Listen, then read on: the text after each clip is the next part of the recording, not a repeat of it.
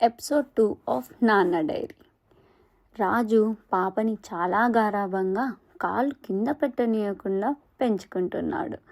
తనలో వాళ్ళమ్మని చూసుకుంటూ బ్రతికేస్తున్నాడు. పాప భూమికి కూడా నాన్న అంటే చాలా ఇష్టం.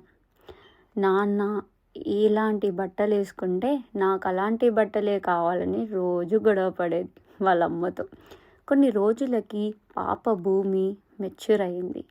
అది విన్న రాజు బాధపడాలో సంతోషపడాలో అర్థం కాలేదు.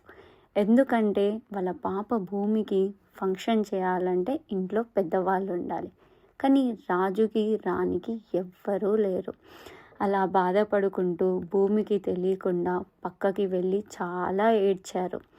కానీ రాజు పాప కోసం ఆ బాధ పక్కన పెట్టి ఏదైనా నా కూతురికి నేనే అని అందరినీ పిలిచి చాలా గ్రాండ్గా అతని స్తోమతకు మించి మరీ చాలా గ్రాండ్గా ఫంక్షన్ చేశాడు. భూమి చాలా హ్యాపీ.